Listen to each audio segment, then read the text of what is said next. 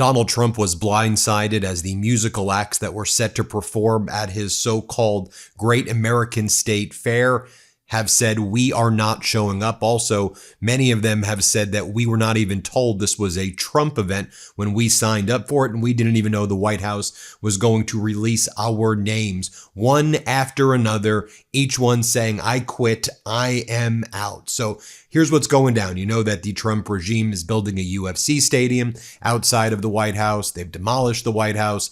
Donald Trump keeps talking about this 250th day propaganda fest that he wants to hold. They call it the Great American State Fair, that's set to take place from June 25th to July 10th. So after that ridiculous UFC fight. I mean, do you see how clownish the White House looks, by the way? And so the White House made this announcement yesterday, which was very odd. Just announced the lineup for the Great American State Fair is here, and it's bringing the hits. All right, which superstars are performing?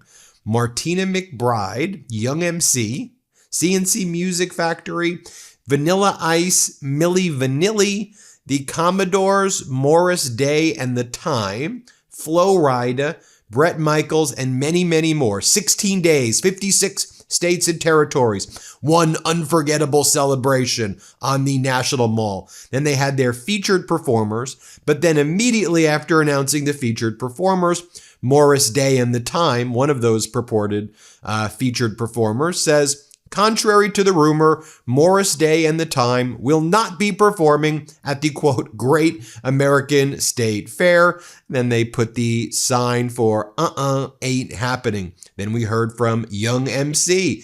He goes, I have informed my agents that I will not be performing at the Freedom 250 event. The artists were never told about the political connection. I literally only saw the Freedom 250 affiliation this morning. So that's it. I will not be performing. I hope to perform in DC at an event that is truly non-political. Thank you. And Young MC makes a great point there. The Trump regime says, this isn't political, it's just music. That's not true. Donald Trump is using all of this for his fascist intentions. He's using these acts as propaganda. And there's no way to say, it's not political, I'm just performing. As Scott McFarland, the MeidasTouch Washington, D.C. bureau chief said, we're down to 7 acts for this event, and now CNC Music Factory is reportedly weighing its options too. One of their lead singer, Freedom Williams, put out a video where he said basically he hates Donald Trump.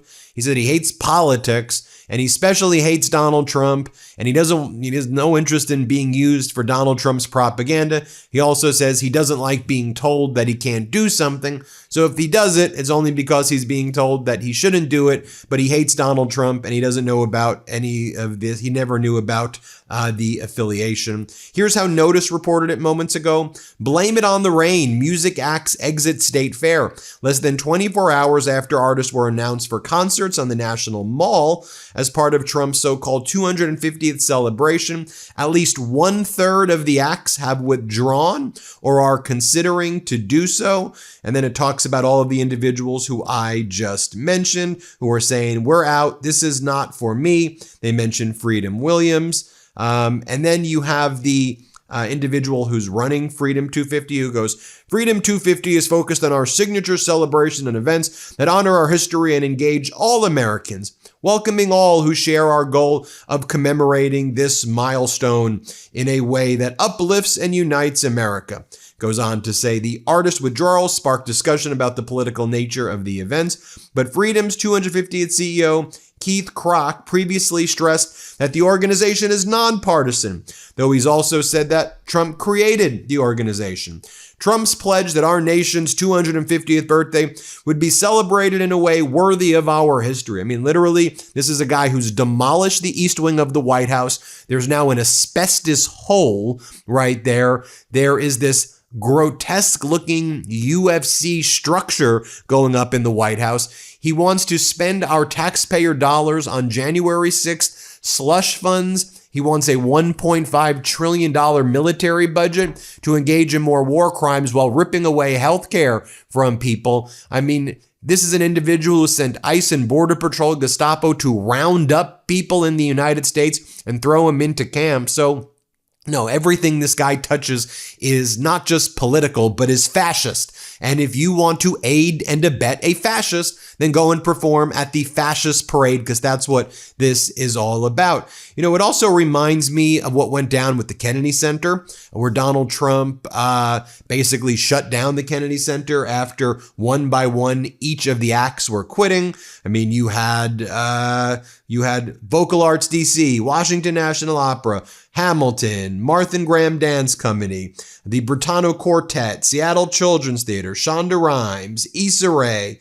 One by one, you had all of these acts that were quitting there because people didn't want to show up to this odd fascist display. So ticket sales were down. There's a reason why Donald Trump's businesses went bankrupt one by one. Most of them did, or a lot of them did, I should say, because he can't run things well, and he runs things into the ground. And then he just makes it so weird about himself. I mean, I've been talking recently about how UFC attendance has been down, and a lot of that is because the ticket prices are up. But I think a lot of UFC fans are like, we're here to watch the fight, not to see Dana White and Donald Trump, constantly promoting Donald Trump's hateful and divisive agenda. It's become, to a lot of people, in their opinion, a showing of force by the Epstein class, and it's just become this grotesque thing. Now, I had the ability to speak with Ben Folds, who was, once the head of the National Symphony. He was one of the main curators of it. And here's what Ben Folds told me about the Kennedy Center shutting down. Play this clip. It's really sad. The Kennedy Center had so many great missions, and it is a memorial as well. It's as close to sacred stuff as you can get for our federal government. But aside from that, it really is playing out roughly the way that it felt it would for me a year ago. And I'm not saying that I understood how events would unfold exactly, but it was clearly the first step it was an authoritarian move. It was an authoritarian first step. And obviously they weren't going to start by trying to steamroller late night comedians. They thought they would run over us first. And that's much easier because it's close to home and they know what they're, and know how to do it. But now the things that are happening are no surprise because that's, it wasn't just him. I think people misunderstand. It's not just him going in wanting to book bands or something. It's commandeering, the government's, the arts. And then from there, that's expression. That's freedom of expression. And from there, you move on to the networks and to Stephen Colbert and Jimmy Kimmel and 60 Minutes. And you just keep steamrolling. So I was sick on my stomach when I quit because, one, I knew they were going to run in the ground. No one that they were appointing had any experience in arts administration, but that was never the point. The point was to take that, run over it, and move on. So it's rotting over next to the Potomac in the moment. And it's just sad, Now, Freedom Williams of CNC Music Factory put out the following statement. He put out the following video today. Play it. Hey, yo, man. I just got some texts all day. I kind of been out the loop. So people talking about, yo, free. Yo, you doing the Trump Freedom Show. Yo, you doing the show on the 250th anniversary of the U.S. with Donald Trump. I'm like, what? What are you talking about? They're like, yeah, man, social media, boom, boom, boom. People commenting on it. Fucking with Trump. Celebrity niggas is calling me up. Niggas I've known for years who know I don't fuck with Trump. Nigga, I'm Dog Cypher Devon. I know where I stand. I know who the fuck I am. So I'm like, what are you talking about? My agent called me about 3 months ago and said, yo, you want to do a show the 25th in Washington? Yeah, I just did a show in Washington for the Mystics. I did a show 6 months ago in Washington. I do shows in Washington all the time. It's no big deal. He says, yeah, he didn't say nothing about Trump. He didn't mention Trump. So I'm getting all these calls. So I go online. I'm like, okay, so what's going on? So I told my agent, yeah, I ain't gonna be able to do that. You know what I mean? But then as I thought about it, I'm getting all these texts telling me about we're going to cancel CNC Music Factory and we can't believe this is going to be a terrible show. Vanilla Ice, Young MC, and fucking, Milli Vanilli and Bret Michaels, and it's a terrible show anyway. Let me tell y'all niggas something. I don't fuck with Trump. I don't give a fuck about Trump. I don't give a fuck about Trump family. I don't know the nigga. I'm from New York. I know the nigga. I know the type of fucking anarchy he creates. But the day I let you motherfuckers tell me what to do is the day I die. I want to make that shit motherfucking crystal clear. I do not live for none of you niggas. I will vote. Listen, I will vote for fucking Genghis Khan, Hitler. Back to my interview over here with Ben Folds. Here's what he told me as well. Let's play it. I'm a musician that's not used to messaging this sort of thing, but I've spent a lot of time in the last, 10 or 15 years being involved in, advocating for arts funding. I actually did did a testimony before the House subcommittee on arts. I played and did panels at the Republican National Convention in 2016, as well as the Democratic. And I feel like I know a lot about this, sort of the civics of this and the difference between the private sector and the public sector. What I find is when I'm trying to explain it to other people, not many people have the prerequisite knowledge for it. So maybe you could help me out with that a little bit. I mean, there was why I resigned. And then there's kind of another question that I think people want to answer, which is why not stay? But let me say that what I saw was an abuse of power, a very extreme one at the Kennedy Center. People might not realize how the arts work in the government, but it's very separated from the art itself. The government, partisan politics is separated with a firewall from what we say, how we say it, who says it. That's up to the people. And the firewall was breached in the biggest way. I mean, he let go of the board, which was bipartisan. Once the board was gone, installed loyalist. The loyalist came in and voted in, guess who? Trump, to be the chairman, the head of the Kennedy Center. The reason that is so alarming is because now he can put, or they can put, their fist on the scale of what is programmed, who gets to speak and who doesn't get to speak at our greatest arts institution, the Kennedy Center. That's a real problem. The thing I have a hard time explaining to people is why not stay and sort of, fight it out. And I think I can really use some Ben Meiselas coaching on this, because I know I did the right thing. And then finally, Ben Folds says, look, as a curator of a national symphony, national orchestra, I can't ensure that the performers are safe. And so how could I curate when Donald Trump is using the performers, using music, using the arts to undermine the arts, to further fascism? I can't protect these musical acts. And I think that's what a lot of people are seeing here. Play this clip. Suddenly, it sounded crazy before, and all of a sudden it's real. All of a sudden it's like, this is real. It's like, okay, there's not a firewall there anymore. When I bring in artists as a curator, are they safe? I don't know. I mean, can they say what they want to? Yeah, I guess they can, but what's the consequence going to be? They can't trust me anymore. And I can't trust them, and there's no trust. Before there wasn't a law that said you couldn't do this, so Trump did it.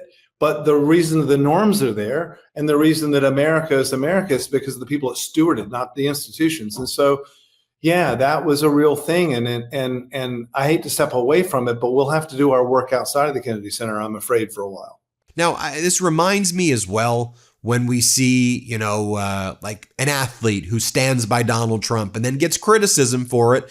And then they're told, well, why are you at a political rally? No, I'm not political, man. It's just the president of the United States. I wasn't being political. And it's like, no, you were standing there. He's using you as a prop for his propaganda. And if you listen to his speech where you're there clapping and being used as a prop, it's deeply un-American. It's deeply fascist. And so the most recent example of that, when Donald Trump spoke recently in New York, he had the Giants QB, Jackson Dart, introduce him. Jackson Dart's from Utah. Our research team dug up that Jackson Dart's been a longtime MAGA guy, it seems, at least from his social media history, liking things about Trump's mass deportations, liking all of Donald Trump's really grotesque posts over the years. Our team did a real thorough research there.